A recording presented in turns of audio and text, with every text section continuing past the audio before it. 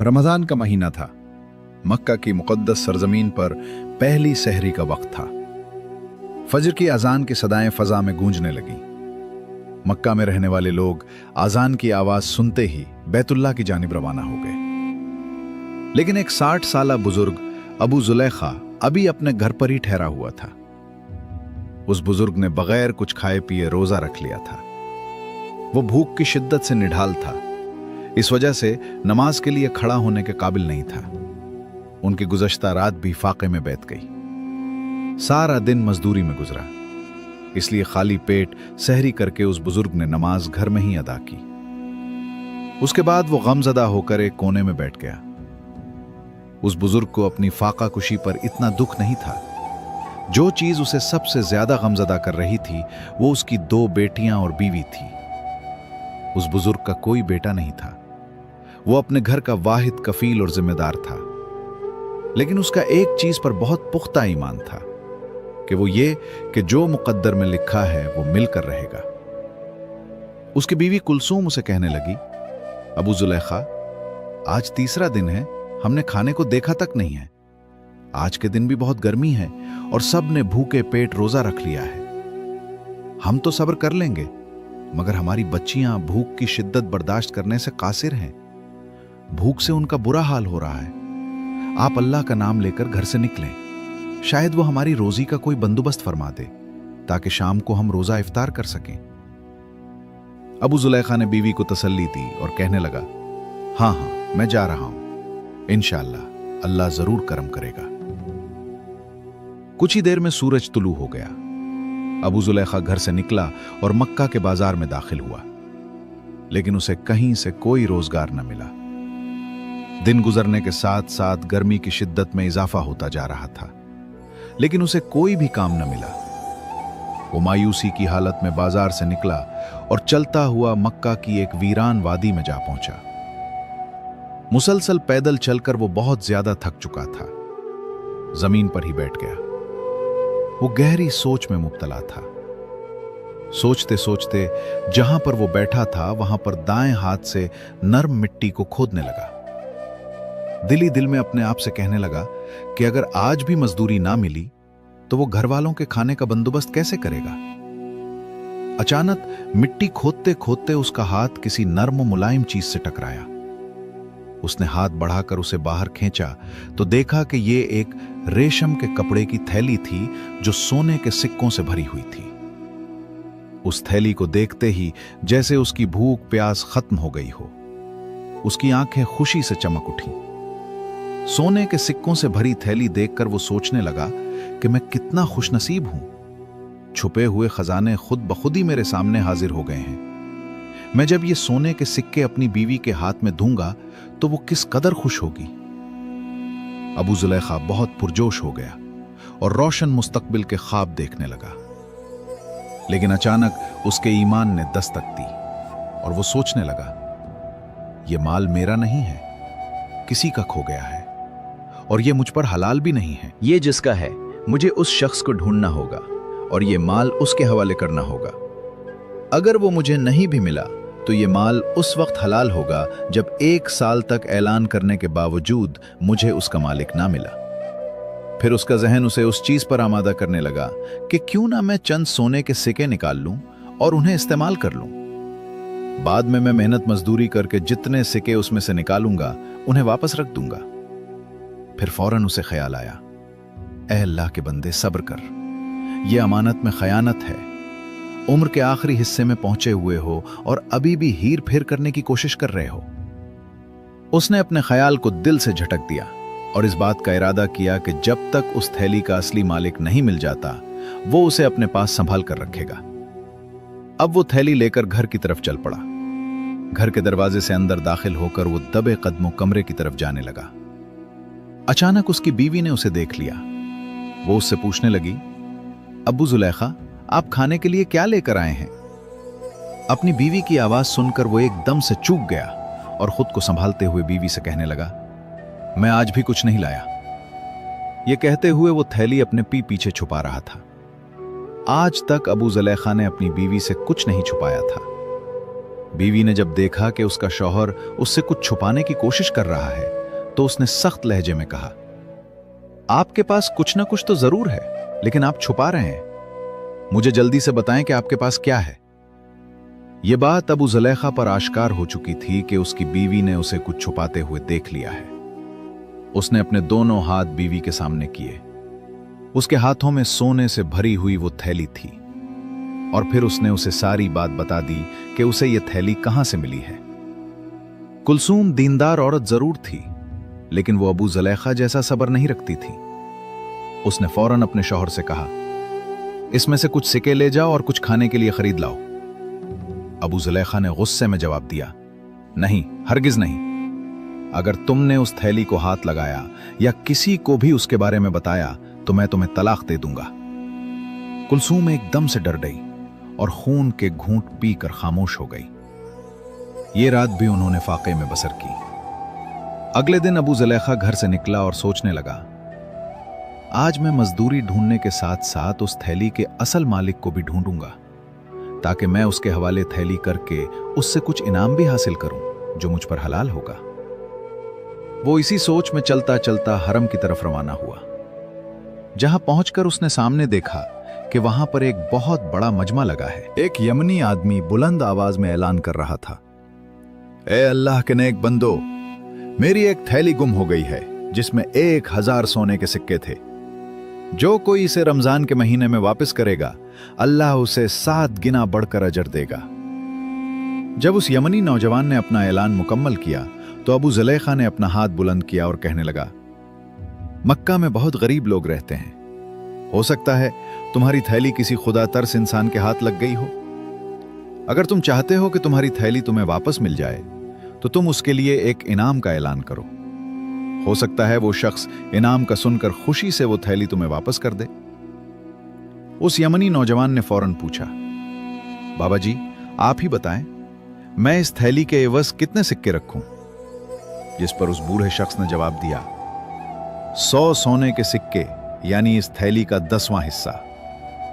जिस पर वो यमनी नौजवान बोला, नहीं बाबा जी, ऐसा नहीं हो सकता, यह बहुत ज्यादा है, मैं अपना मामला अल्लाह के सुपुर्द करता हूं।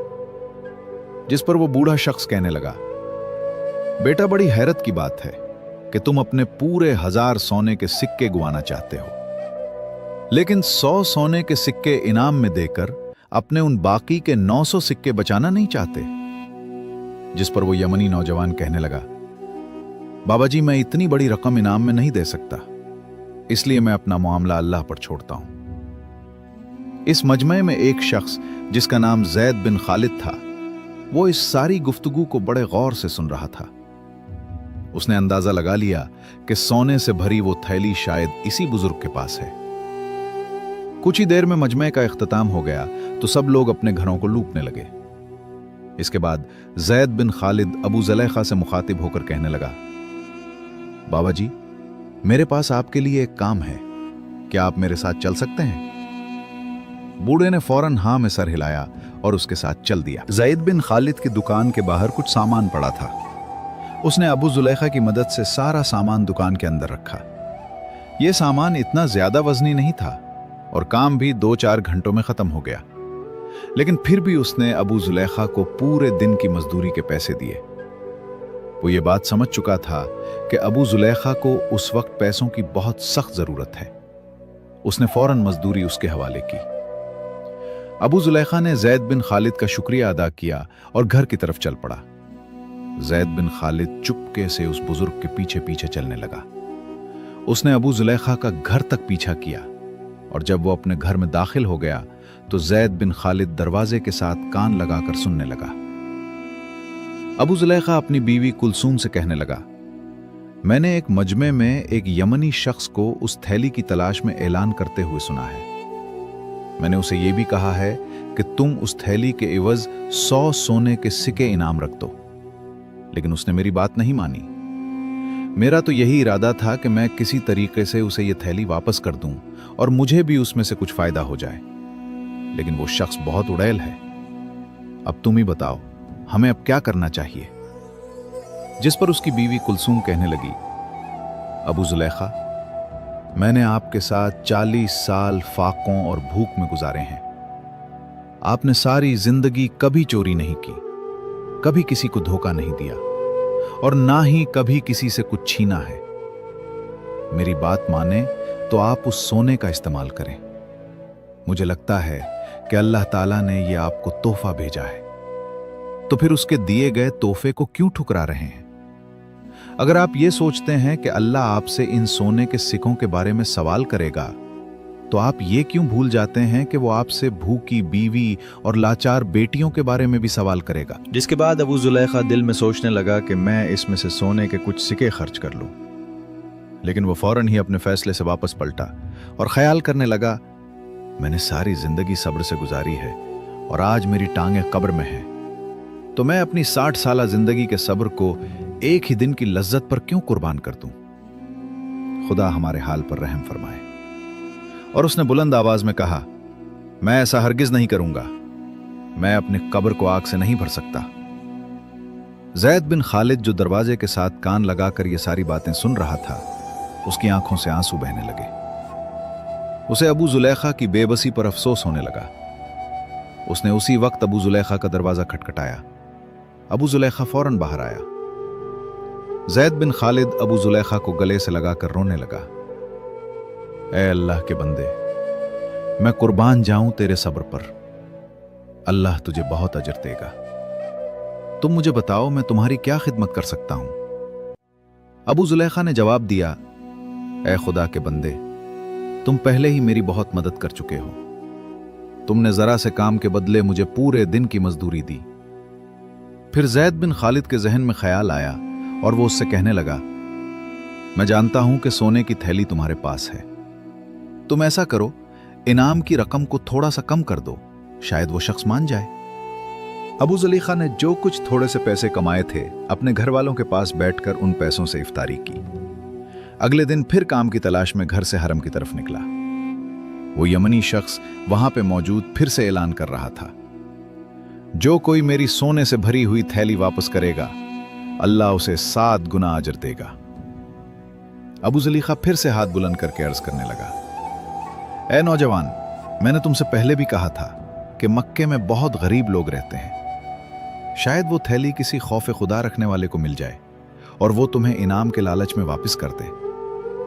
चलो, तुम 100 सोने के सिक्के ना सही, 10 का ही ऐलान कर दो। उसने कहा, हरगिज नहीं, मेरा फैसला क़यामत के दिन अल्लाह के सामने पेश होगा। इसके बाद सारे लोग वहां से चले गए। तीसरे दिन फिर से वो यमनी नौजवान यही ऐलान कर रहा था।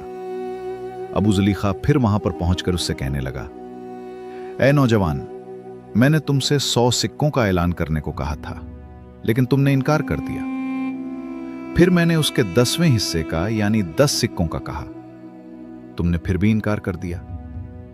चलो, आज तुम ऐसा करो कि सिर्फ 1 सिक्के का ही ऐलान कर दो। ये तो तुम्हारी थैली का 1000वां हिस्सा बनता है।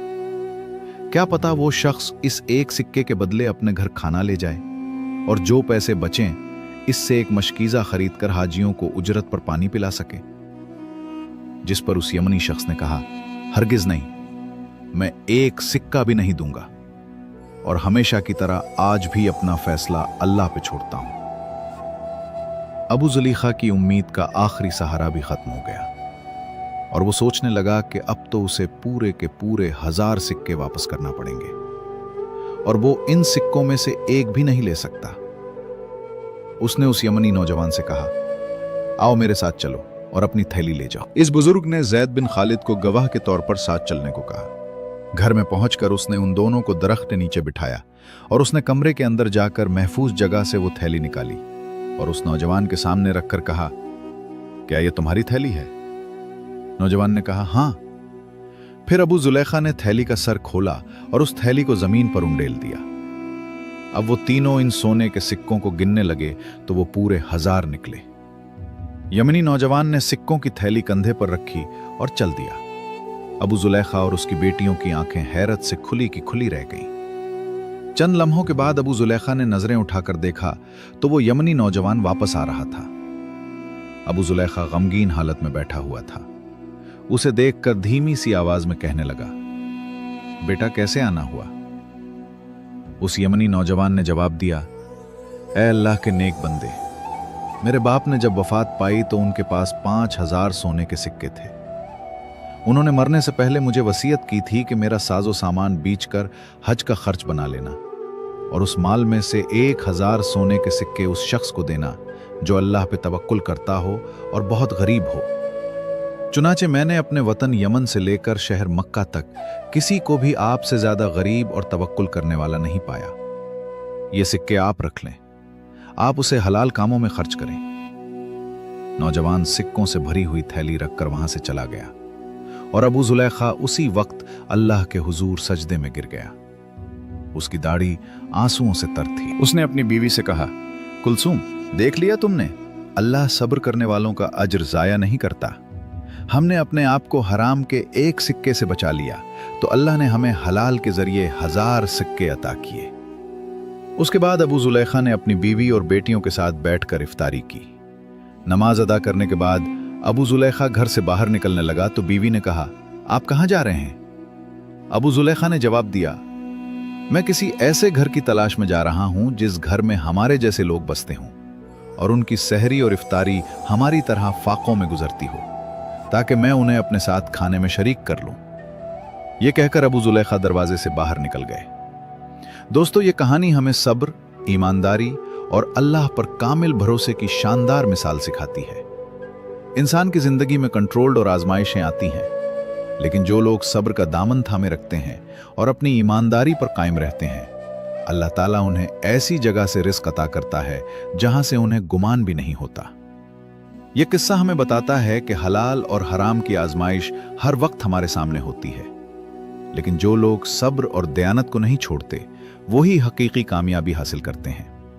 बाज़ औक़ात थोड़ी सी मुश्किलात इंसान को गलत रास्ते की तरफ ले जा सकती है, लेकिन जो लोग अपने ज़मीर की आवाज़ सुनते हैं वही आखिर में सुरखरू होते हैं।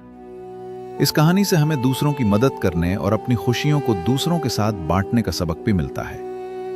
जब अल्लाह ताला किसी को नवाजता है तो उसका बेहतरीन इस्तेमाल यही है कि इस नेमत को उन लोगों तक पहुंचाया जाए जो मोहताज हैं। इस तरह न सिर्फ अल्लाह की रजा हासिल होती है, बल्कि हकीकी खुशी और सुकून भी मयस्सर आता है। दोस्तों, अगर आपको हमारी आज की वीडियो पसंद आई हो तो इसे लाइक करें